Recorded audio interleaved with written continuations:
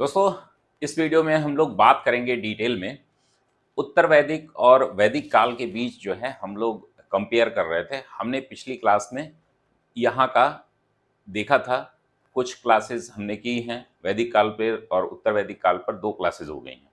ठीक है, तो उसमें हमें राजनैतिक जीवन, आर्थिक जीवन हो चुका है, सामाजिक जीवन, धार्मिक जीवन और राजनीतिक जीवन, ये 3 हम दोनों में तुलना करके बहुत आसानी से याद कर सकते हैं।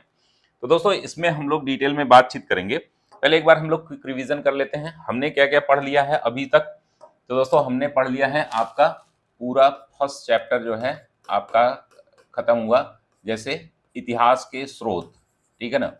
इतिहास के स्रोत क्या-क्या थे?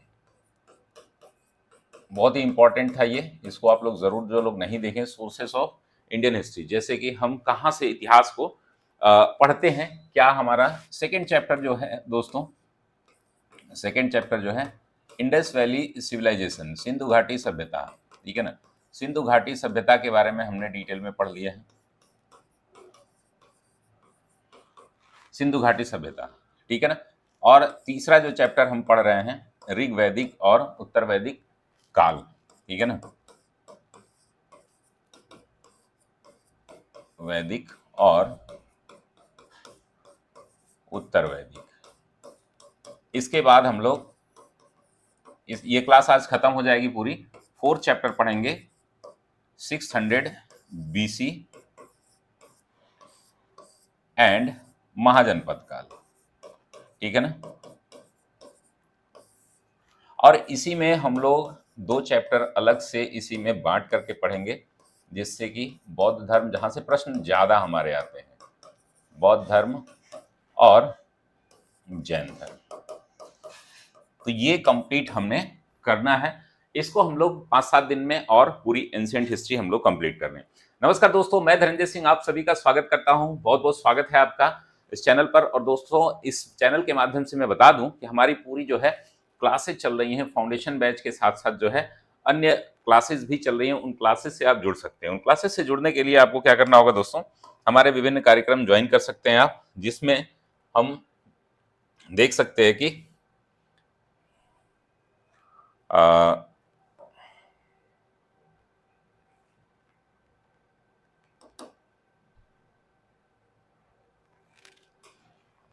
यहाँ पर कुछ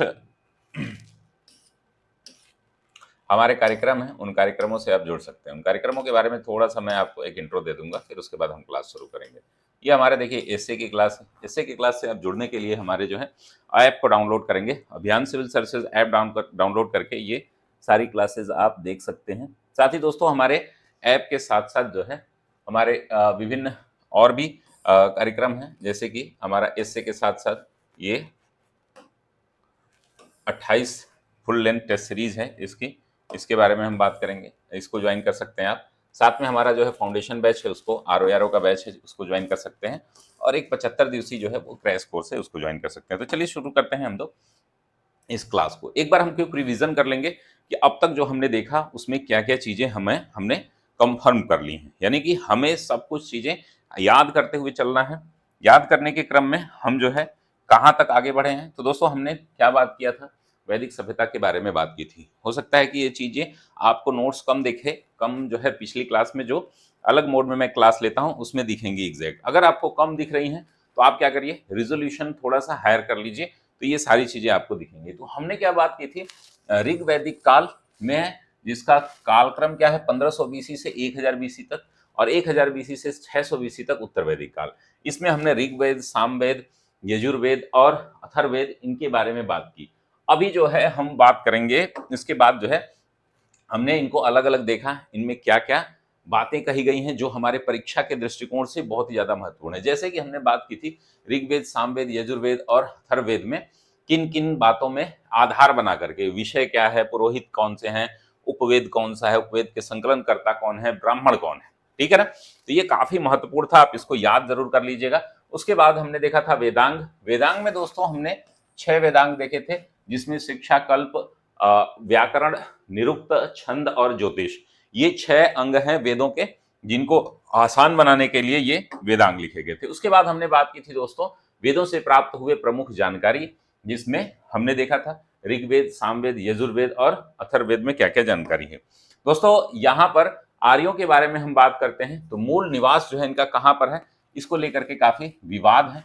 इन विवाद को देख करके मैक्स मुलर क्या कहते हैं, दोस्तों सर्वाधिक मान्य है मैक्स मुलर की अवधारणा, ये कहते हैं आर्य जो है मध्य एशिया से, मिडिल ईस्ट से आए हुए थे, ठीक है ना। जबकि हमारे बाल गंगाधर तिलक वो कहते हैं आर्कटिक क्षेत्र से आए, स्वामी दयानंद सरस्वती क्या कहते हैं तिब्बत से आए, ठीक है ना। ये तीनों प्रश्न आपसे पूछे गए इसलिए इसको डिटेल में हमने बात की है। दोस्तों यहाँ पर हम देख रहे हैं कि ऋग वैदिक काल में भौगोलिक विस्तार हमने देखा था, ईस्ट वेस्ट और नॉर्थ और साउथ की बात हमने की थी, जिसमें हम हिमालय, इसका नॉर्दर्न जो सबसे उत्तरी क्षेत्र है जिसको हम सर्वोच्च चोटी मूजवंत बताई गई है, सोम नामक यहाँ पर वनस्पति पाई जाती थी, सब सैंधव, सिंधु, झेलम, चिनाब आदि के बारे में हमने देखा। यमुना नदी, यमुना का दक्षिणी समानांतर था इसका दक्षिण में, और अफगानिस्तान इसका पूर्व का हिस्सा था, पश्चिम का। और इसके आधार पर ही हमने डिटेल में बात की थी उत्तर वैदिक काल के भी, इसका जो है एक्सट्रीम पॉइंट क्या क्या था। उसके बाद हमने आर्यों की आर्थिक स्थिति की बात कर ली थी डिटेल में, एक बार हम लोग इसको फिर से देख लेते हैं। आर्यों की आर्थिक स्थिति के बारे में अगर हम बात करें दोस्तों, तो अर्थव्यवस्था का प्रमुख आधार क्या था दोस्तों, ये पशुपालन था, अगर हम ऋग्वैदिक काल की बात कर रहे हैं तो, ठीक है ना। कृषि शब्द का ऋग्वेद में 32 बार उल्लेख हुआ है, ठीक है ना। एकमात्र फसल जो है वो यव है, जौ जिसको बोलते हैं, गोमत धनी व्यक्ति को कहते थे, गोजत गाय से जन्मा, और गव्यूति जो है दूरी की लंबाई थी। ये सारे प्रश्न पूछे गए, इन प्रश्नों को हमने डिटेल में आपको बताया है। आर्थिक जीवन के बारे में जो जानकारी हमको मिलती है वह इन्हीं चीजों से मिलती है, ठीक है ना। तो इसको आप लोग पिछली क्लासेस में देख चुके हो। उसके बाद जो है हम आज बात करेंगे क्या कि हमारा जो है मुख्य रूप से इनका धार्मिक, राजनीतिक और सामाजिक जीवन प्रमुख है। तो दोस्तों ये आपको बहुत ही आसान शब्दों में एक एक टर्म्स में समझाऊंगा, इसको देखते रहिए, क्रम से याद करने की कोशिश करिए। यहां से एक दो प्रश्न आपके परीक्षा में रहते हैं उत्तर वैदिक और वैदिक काल से। तो चलिए एक बार समझते हैं। और ये जो आप जो लोग भी देख रहे हैं, कुछ प्रश्न मैं पूछूंगा, प्रश्न पूछने पर आप लोग उत्तर भी कमेंट करें, और इसको थोड़ा सा आप क्या करिएगा, पॉज करके ये पहले चार्ट बना लीजिएगा, ठीक है ना।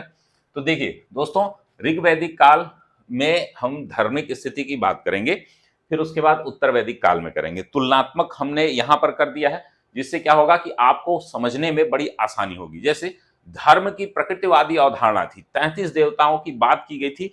अब 33 करोड़ देवता जो बोला जाता है वो शब्द गलत है, 33 कोटि के देवताओं की बात की गई थी जो ऋग्वैदिक काल से आई है दोस्तों। इसमें 3 प्रकार के देवता थे, पृथ्वी स्थानीय, अंतरिक्ष स्थानीय और ध्यव स्थानीय। स्थानीय का अर्थ मतलब है कि परलोक से नहीं, इहलोक से है, ठीक है ना। इसमें दोस्तों बात की गई है पृथ्वी, जो पृथ्वी, अग्नि, सोम और बृहस्पति। अब ये जो 200 लिखा गया है, इसका अर्थ है 200 बार, ठीक है ना। इसको आप बार कर लीजिएगा, यानी कि इसका उल्लेख है ऋग्वैदिक काल में।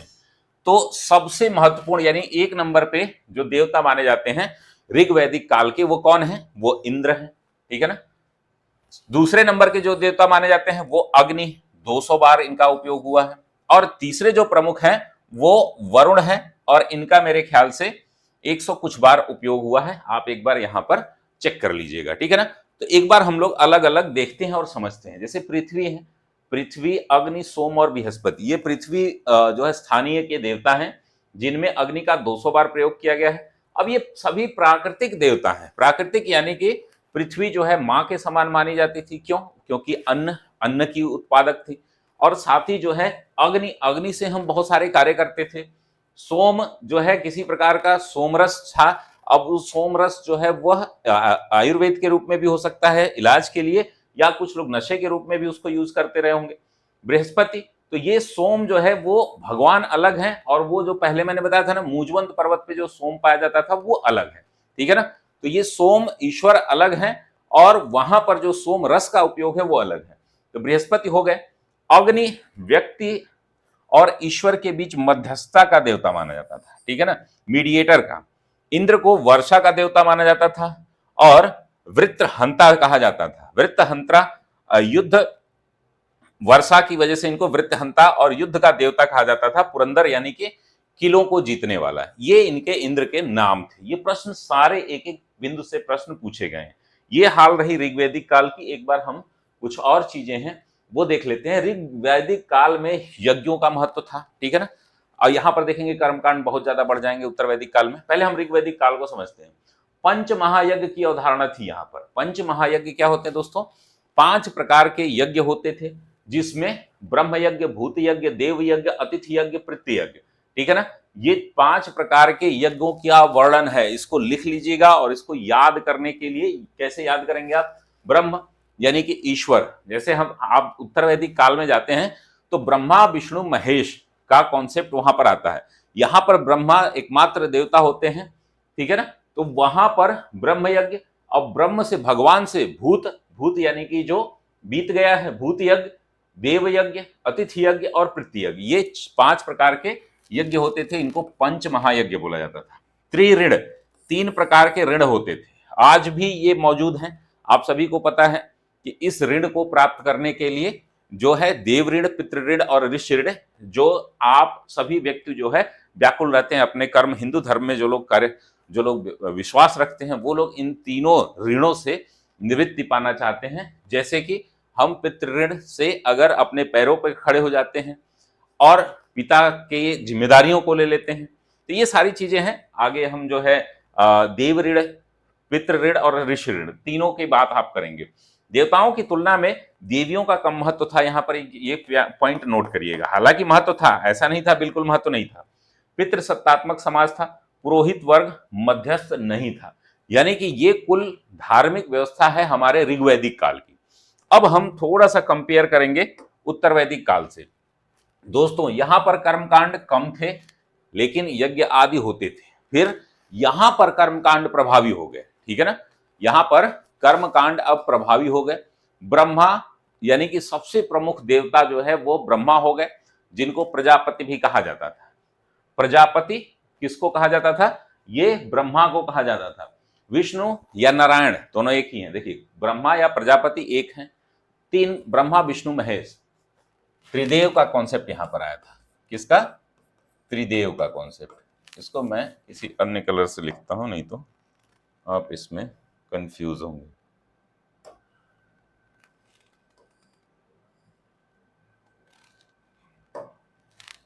तो ये त्रिदेव का कॉन्सेप्ट यहां पर आएगा, जिसमें ब्रह्मा विष्णु महेश तीनों, यानी कि जो ब्रह्मा है वो, उनको और नाम से किस नाम से जाना जाता है? प्रजापति के नाम से जाना जाता था। विष्णु या नारायण और शिव या रुद्र, ये 3 देवताओं की स्थिति बहुत सुदृढ़ थी और 3 देवताओं को बड़ा माना जाता था, ठीक है ना। उसके बाद जो भी देवता थे उनको छोटा या अन्य कार्यों के लिए, छोटा बड़ा यहाँ पर कॉन्सेप्ट नहीं है किसी का, लेकिन महत्वपूर्ण देवता यही 3 थे, ठीक है ना। जो सृष्टि के ब्रह्मा रचयिता के रूप में माने जाते हैं, जो है संहारक के रूप में कौन माना जाता है? आपके शिव या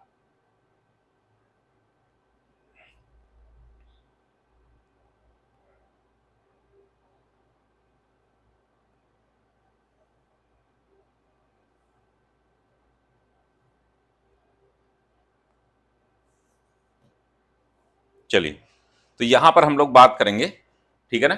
तो आप एक बार इसको ध्यान में रखेंगे, ठीक है। खड़ दर्शन का बीजारोपण यहां पर हो गया। तो दोस्तों खड़ दर्शन आप सभी लोगों को मैं बता दूं कि खड़ दर्शन जो लोग फिलॉसफी अपना ऑप्शनल रखे होंगे उन लोग पढ़े होंगे, जो लोग नहीं पढ़े हैं मैं बता देता हूं अभी आपको। देखिए हमारे भारतीय दर्शन में जो वेदों में विश्वास करने वाले दर्शन हैं उनको खड़ दर्शन कहते हैं भारतीय धर्म में। और ऐसे दर्शन जो आपके जो ईश्वर में विश्वास या वेदों में विश्वास नहीं करते थे उनको दर्शन को नास्तिक दर्शन, आस्तिक और नास्तिक दर्शन का कॉन्सेप्ट है, ठीक है ना। जो लोग जिनका फिलॉसफी सब्जेक्ट है वो लोग जानते होंगे अच्छे से। तो हमारे यहाँ जो कॉन्सेप्ट है उसमें खड़ दर्शन में कौन कौन से है, तो आपको पता होगा कि सबसे पुराना जो दर्शन है वो कौन सा है? तो वो है सांख्य। तो सांख्य योग एक साथ न पढ़ा जाता है, एक साथ नाम लिया जाता है। और सबसे प्रचलित जो उस समय भी था, आज भी हम देखते हैं तो योग सबसे ज्यादा प्रचलित है। वैसे ही उस समय भी सबसे ज्यादा पुराना कौन था? आपका सांख्य। तो सांख्य योग, ठीक है। फिर उसके बाद आते हैं दो न्याय वैशेषिक, उसके साथ पढ़ा जाता है उत्तर मीमांसा, पूर्व मीमांसा, पूर्व मीमांसा और उत्तर मीमांसा। ये 6 दर्शन है, ठीक है ना। कुछ लोग उत्तर मीमांसा को जो हम लोग वेदांत भी कहते हैं, वेदों का अंत वेदांत, ठीक है ना। तो ये टोटल 6 खट दर्शन है, उनको आप एक बार चाहे तो यहां पर नोट कर लें और इसके बारे में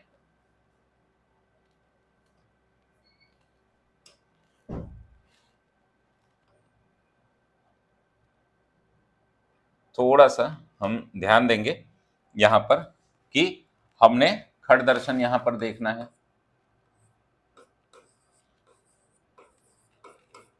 अब इसमें आपका मैंने जैसे बताया, और इसके प्रवर्तक भी बार बार पूछे गए, ठीक है ना।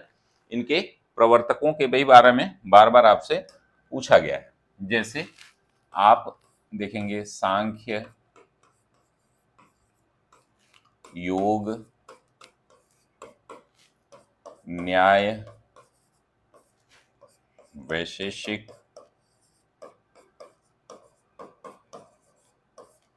और पूर्व मीमांसा।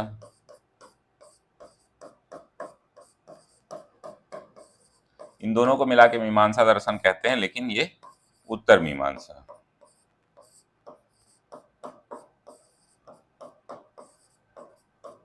इसी को हम वेदांत कहते हैं, जिसके प्रणेता कौन है? बादरायण। अब इनके सभी लोगों के प्रणेताओं की बात की जाइए तो आप जानते ही हैं कि अगर हम देखेंगे सांख्य दर्शन के प्रणेता जो है वो कौन थे? तो वो थे आपके कपिल मुनि।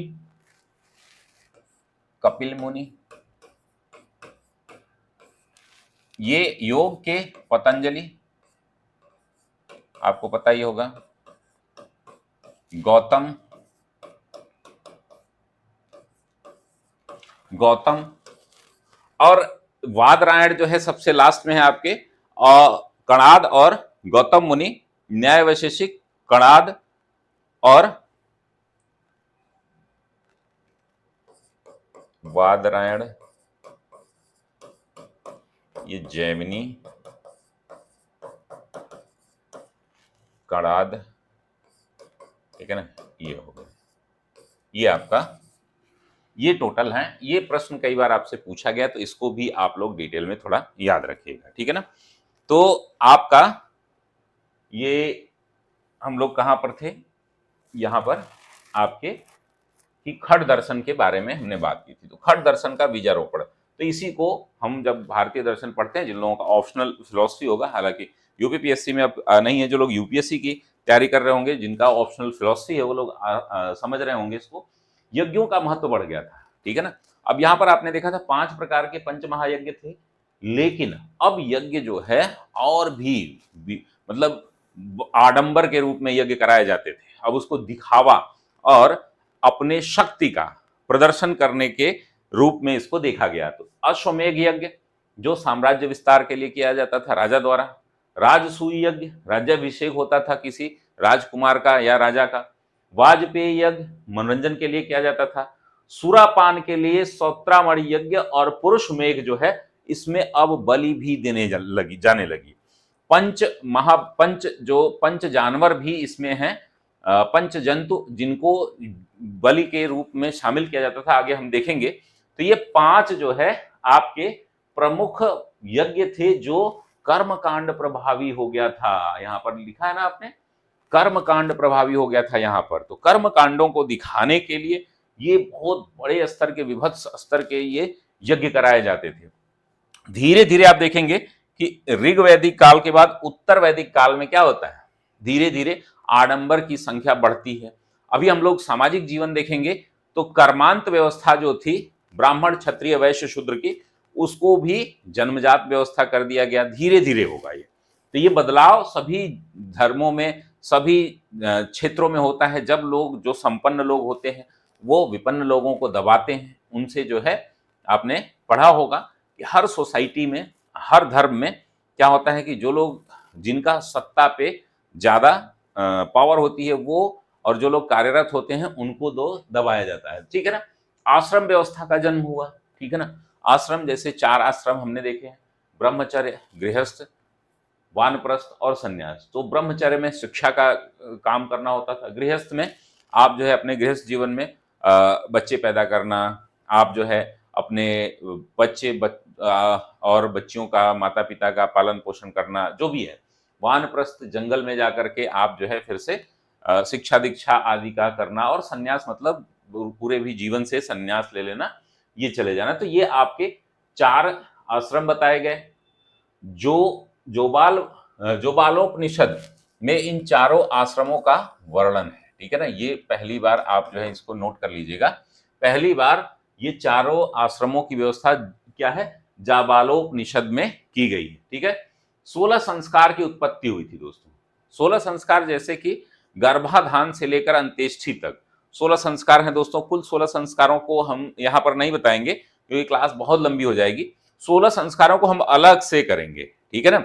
16 संस्कार जो है वो काफी इंपॉर्टेंट है, ठीक है ना, उसको आप ध्यान में रखिएगा।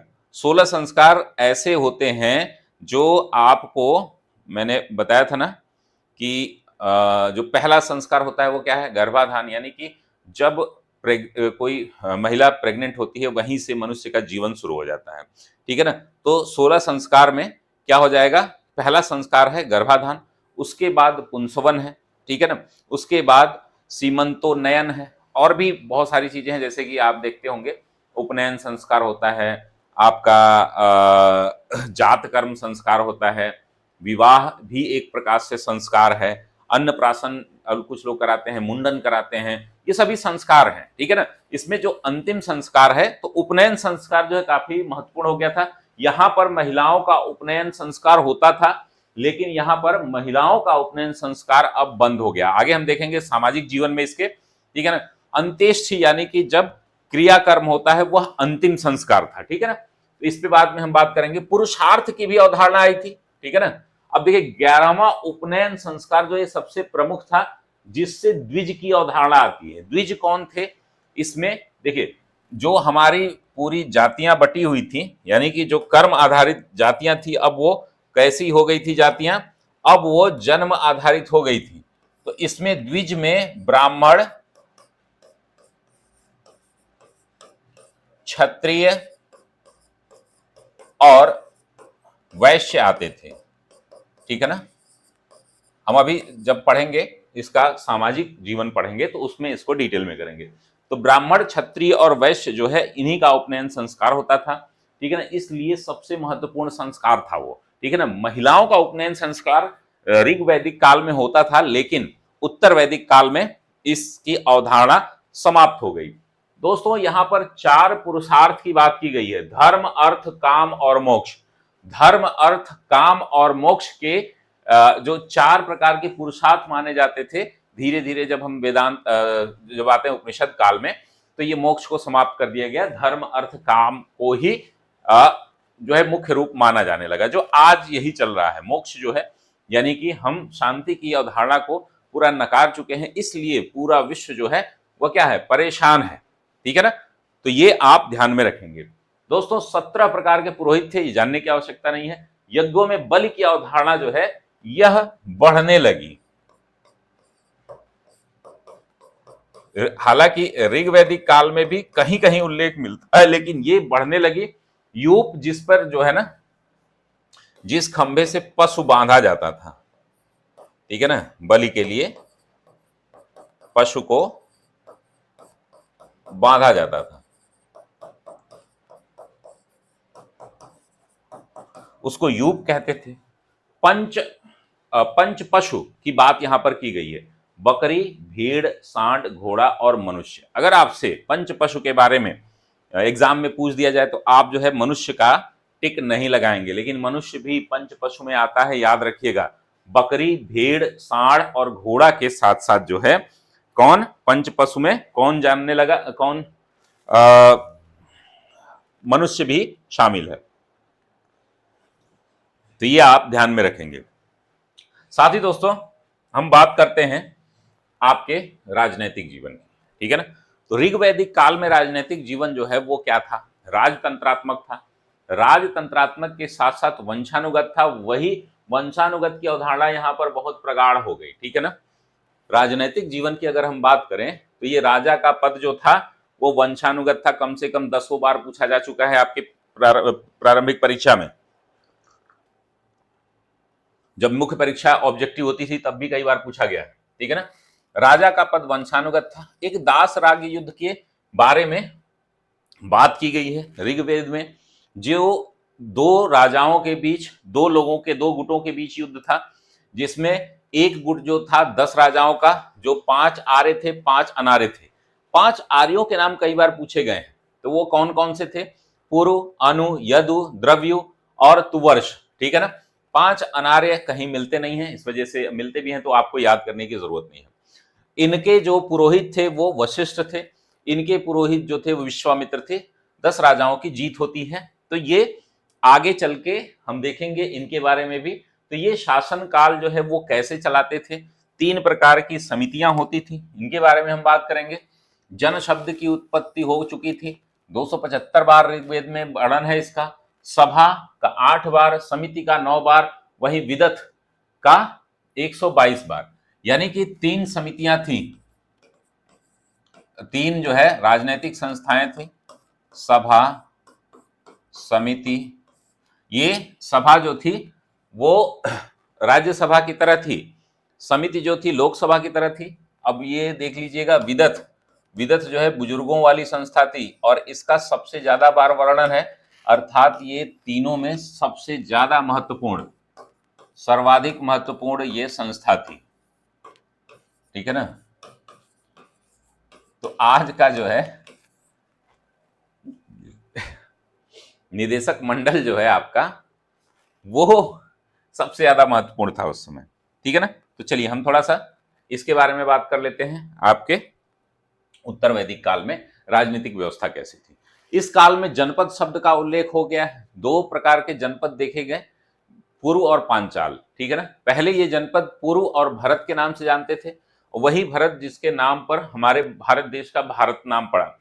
और ये जब आप देख रहे हैं ना कि ऋग्वैदिक काल में जो लोकेशन था वह कहाँ था, वह गंगा के उस पार था, यानी कि गंगा तक अभी नहीं आया था, और यानी कि वो पर्वतों के आसपास था।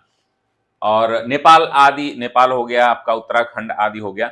जब हम इधर थोड़ा आते हैं, जो कुरु और पांचाल का हस्तिनापुर का जो क्षेत्र है पूरा वो माना जाता है, वहां पर आते आते जो है ये कई ऐसे, जैसे कि अंग और मगध भी थे उस समय पे, लेकिन हालांकि उनके बारे में बहुत ज्यादा जानकारी नहीं थी, इसलिए वो दूरस्थ देश उनको बोलते थे। अभी हम लोग बात करेंगे, जैसे अंग और मगध को आर्य संस्कृत की धुरी थे, लेकिन अथर्ववेद में इनको दूरस्थ प्रदेश कहा गया था। तो ऋग्वेद में ये रहे होंगे, लेकिन इनका उतना विकास नहीं हुआ। उत्तर वैदिक काल में इनका विकास देखा गया। उसके बाद महाजनपद यहीं से शुरू होते हैं, ठीक है ना। तो तुवर्ष और कृवि नाम के 2 क्षेत्र थे, जिनको पांचाल जनपद, कुरु और पांचाल दोनों उत्तर प्रदेश में ही पाए जाते हैं। अगर उत्तर प्रदेश के इतिहास से भी आपसे प्रश्न पूछा जाए तो यहां से प्रश्न बनते हैं, ठीक है ना। उपनिषद काल तक पांचाल जो है उससे जो है पांचाल का स्थान कौन ले लेता है, विदेह ले लेता है, ठीक है ना। वंशानुगत राजतंत्र की अवधारणा और मजबूत हो जाती है। बलि राजा को दिया जाने वाला, अब यहाँ पर जो बलि दिया जाता था ना वह स्वैच्छिक कर था, एक प्रकार का टैक्स था जो स्वेच्छा से दिया जाता था ऋग्वैदिक काल में। वही यहाँ पर आकर के ये अनिवार्य भेंट बन गया था, यानी कि आपको राजा को अनिवार्य रूप से देना ही पड़ेगा, ठीक है ना। ये कॉन्सेप्ट डेवलप हो गया था, यानी कि जो स्वेच्छा वाली चीज थी वो बलि राजा को दिए जाने वाला अनिवार्य भेंट। अंग और मगध जो है वो आर्य संस्कृत की धुरी थी। अथर्ववेद में उन्हें दूरस्थ प्रदेश के नाम से जाना है। अथर्ववेद यानी कि आप देख रहे हैं ऋग्वैदिक संस्कृत के समय, ठीक है ना। तो ये सारी चीजें हो गई। एक और चीज इसमें बची है, ज्यादा लंबी क्लास नहीं होगी, 35 से 40 मिनट की ही क्लास है, लेकिन लिख देने से क्या होता है कि ये क्लास जो है हमारी लगभग 1.5 घंटे की होती है, ठीक है ना। तो इसको मैंने आपकी सुविधा के लिए जल्दी में करा दिया, और इसका पीडीएफ भी मैं शेयर कर दूंगा सारा एक साथ, ठीक है ना। तो आप जो है वैदिक काल में, ऋग्वैदिक काल में क्या स्थिति थी, सामाजिक स्थिति, तो देख लेते हैं दोस्तों।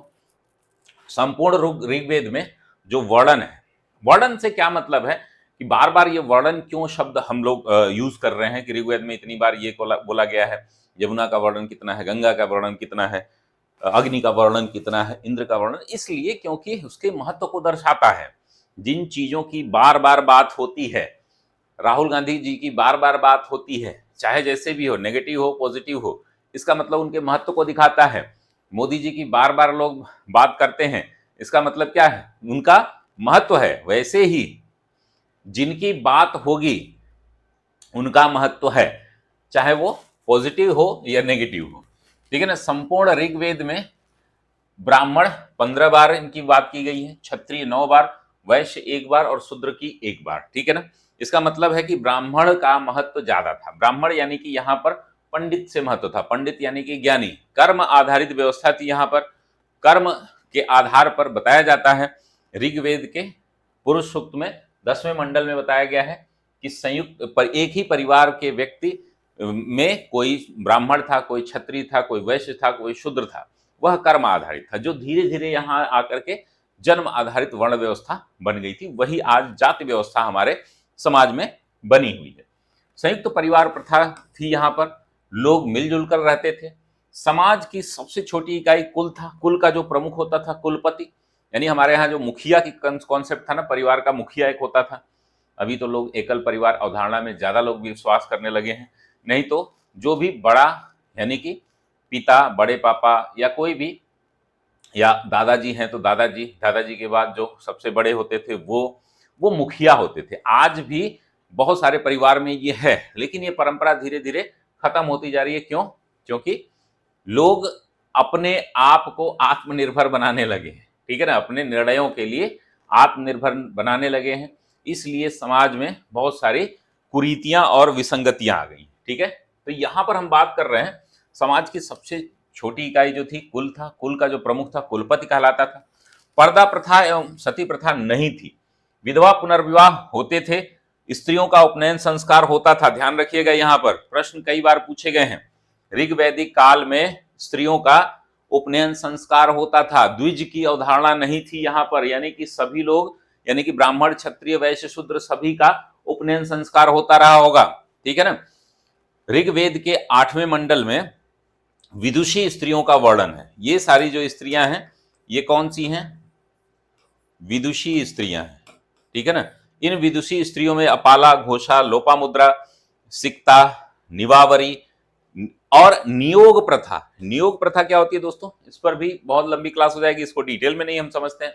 नियोग प्रथा का कॉन्सेप्ट ये था कि यदि किसी स्त्री का पति जो है उसका देहांत हो जाए या वह बहुत दिनों तक आए ही ना, छोड़ के चला जाए, तो वह अपने देवर से शादी करके बच्चा पैदा कर सकती है, या देवर के साथ अभी भी होता है। जैसे बहुत सारे परिवार में क्या होता है कि किसी भाई की डेथ हो जाती है तो अपने देवर से शादी करा दी जाती है, और ये हालांकि अब ये प्रथा धीरे धीरे कम हो रही है, लेकिन ये नियोग प्रथा का अर्थ कुछ ऐसा था। हालांकि इसमें कई लोग और तरीके से बताते हैं, लेकिन मेरे समझ से नियोग प्रथा यही थी, ठीक है ना। तो ये आप देखिएगा।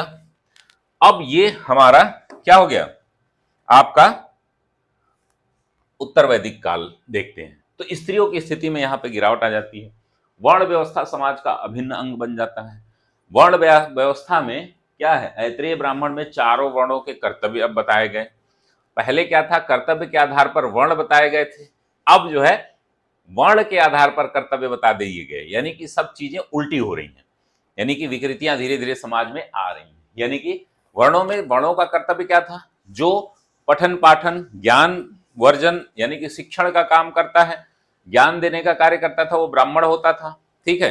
अब यहाँ क्या था कि जो ब्राह्मण है वो ये करेगा, ठीक है ना।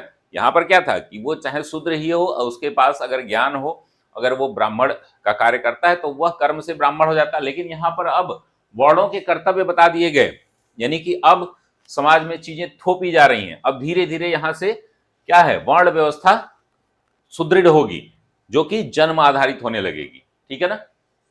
तो इसमें बताए गए हैं कि ब्राह्मण का जो कर्म होता है वो क्या है, शिक्षण देना, ज्ञान देना, सलाह देना।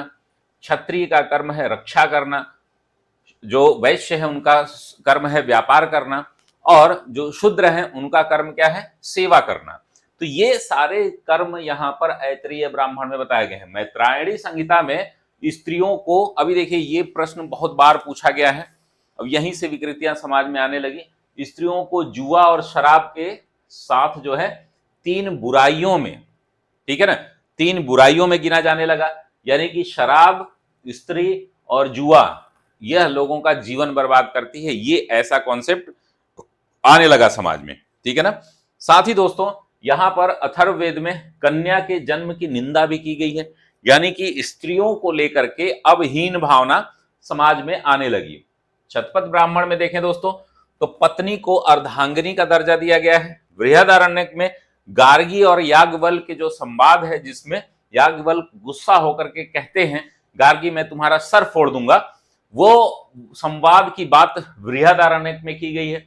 उपनयन संस्कार स्त्रियों में अब बंद हो जाते हैं। अब उपनयन संस्कार किसके होते हैं, केवल द्विजों के होते हैं। द्विज कौन है, ब्राह्मण है, क्षत्रिय हैं और वैश्य हैं, केवल इन्हीं के ही उपनयन संस्कार होते हैं, ठीक है ना। उसके बाद फिर भी कुछ विदुषी स्त्रियों का वर्णन देखने को मिलता है, जैसे गार्गी, याज्ञवल्क्य के साथ संवाद वाली गार्गी, सुलभा और मैत्रेयी।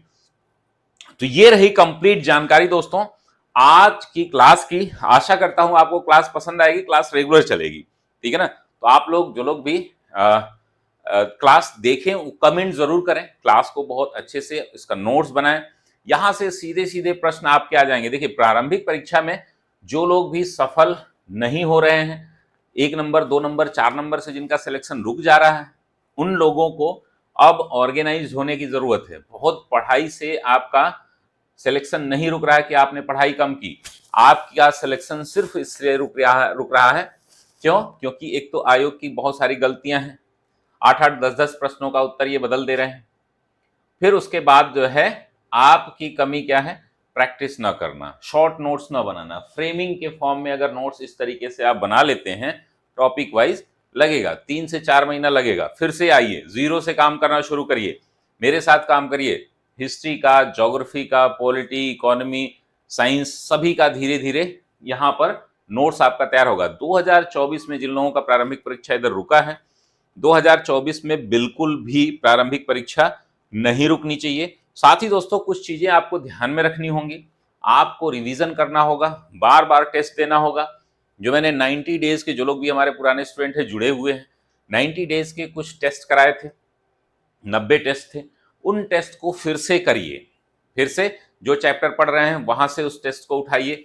अगर उस टेस्ट से नहीं है तो आप क्या करिए, प्रीवियस ईयर ही करिए, लेकिन प्रश्नोत्तरी जरूर करिए। तो दोस्तों ये रही आज की कंप्लीट क्लास। और क्लास के साथ ही दोस्तों मैं बता दूं आप लोगों को कि हमारी टीम जो है बहुत सारे कार्यक्रम लेकर के आती है। इन कार्यक्रमों में आप देखेंगे, इन कार्यक्रमों में आप 75 दिवसीय क्रैश कोर्स है एक हमारा, जिसकी फीस मात्र बहुत कम होती है। इसकी फीस जो है